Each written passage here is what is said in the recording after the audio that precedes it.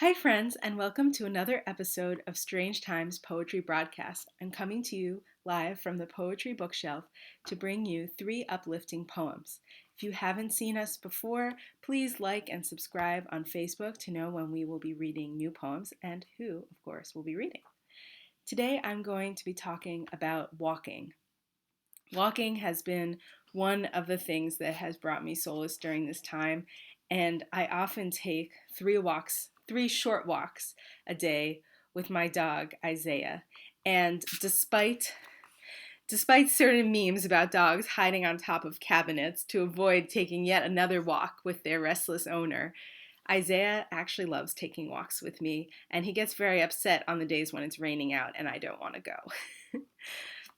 So I thought I'd bring to you 3 different poems about walking and some different perspectives. I'm kind of sad that I already read Cole Swenson because she actually wrote an entire book about walking. So we're going to have to go with someone else for now. So the first poem that I'm going to read is called A Walk in March, which I think was the last month that we were officially counting time at some point. And it's by Grace Paley. And originally published in The New Yorker. A Walk in March. This hill crossed with broken pines and maples, lumpy with the burial mounds of uprooted hemlocks, hurricane of '38. Out of their rotting hearts, generations rise, trying once more to become the forest just beyond them, tall enough to be called trees in their youth like aspen. A bouquet of young beech is gathered. They still wear last summer's leaves, the lightest brown, almost translucent. How their stubbornness has decorated the narrow woods. On this narrow path, ice tries to keep the black, undecaying oak leaves in its crackling grip. It's become too hard to walk. At last, a sunny patch. Oh, I'm in water to my ankles. April. This poem seems simple, but man, do I love this. I love the idea of thinking about the trees that fell down in 1938 and how generations have risen out of their rotting hearts. When I see fallen trees, I don't think about that, but that's really cool. I just love that moment in the poem.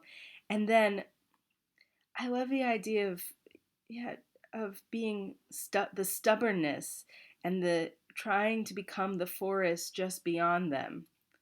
Isn't that what we're just trying to do right now? To make it to be the forest just beyond. And I love how the poem is so in the present, especially at the end.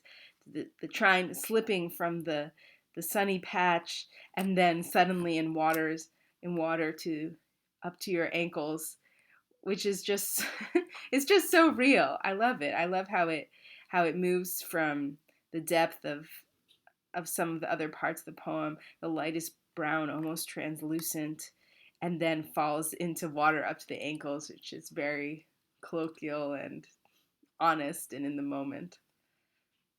Just delightful. The next poem that I'm going to read is called On Walking. It's by Yael Massen, and it was originally published in Ninth Letter. I met Yael Massen at Tent, which is the writers' workshop for Jewish writers, people who write about Jewish stuff at the Yiddish Book Center, and of course, an amazing experience. That's also where I met Lisa Olstein. She is the advisor or the teacher of the poetry group. So I'm going to read Yael's poem right now called On Walking, after Ross Gay, who I think was a teacher at her MFA program.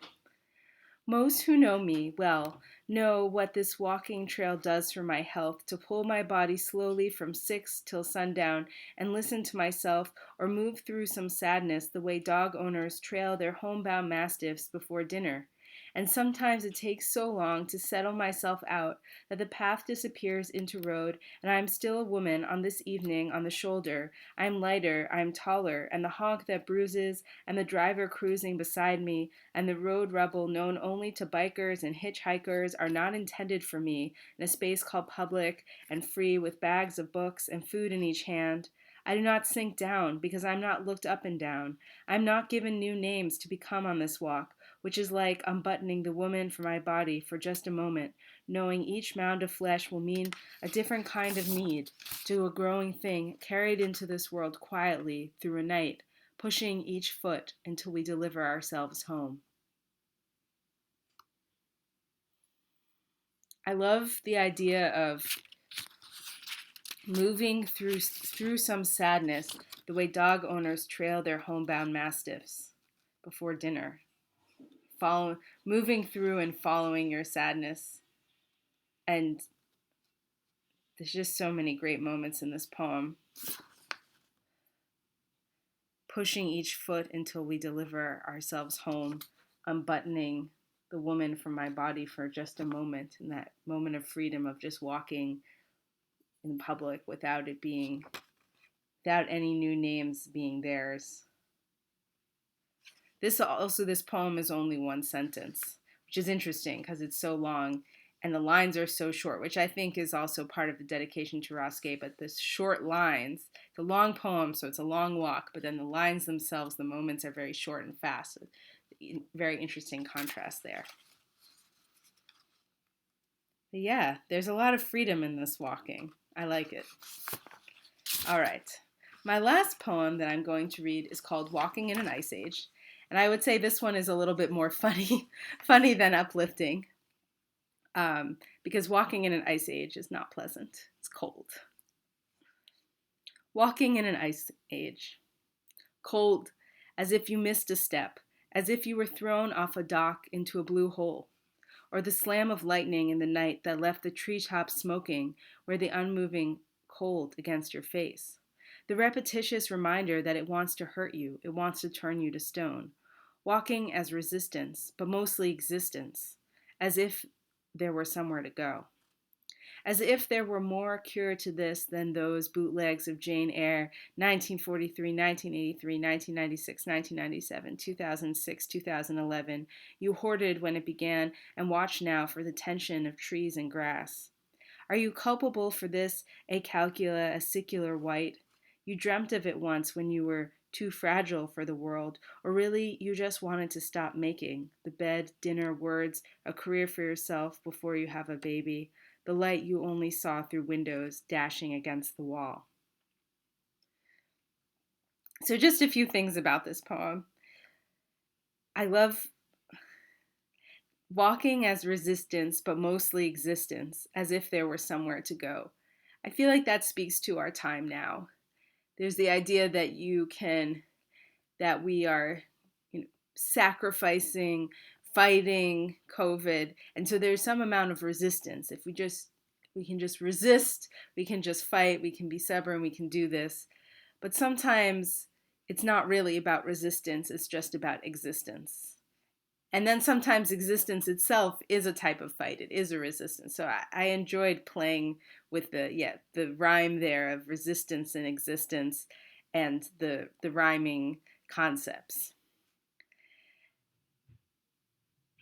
I think it's funny that there's remakes of all these classical movies, especially Jane Eyre, which I think in this poem I found 6. When I was researching it, I found 6 remakes. And I imagine that someone in an ice age, they wouldn't be watching it for the sexy relationship between Jane and Mr. Rochester. They would just be watching it to see all the beautiful greenery of England, to just imagine that everything wasn't just covered in ice.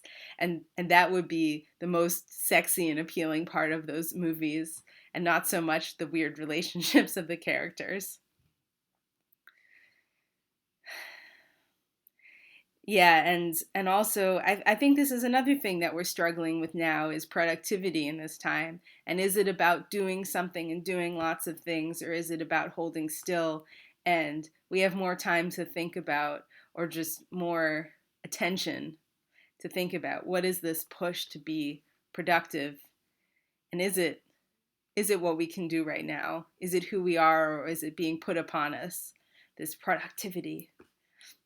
So this poem is kind of working into all of those things. I don't know if it's uplifting, but it's at least sarcastic. Thank you for joining me. I hope this helped somehow. Go take a walk. And in the meantime, stay safe, stay sane, and good night. Bye!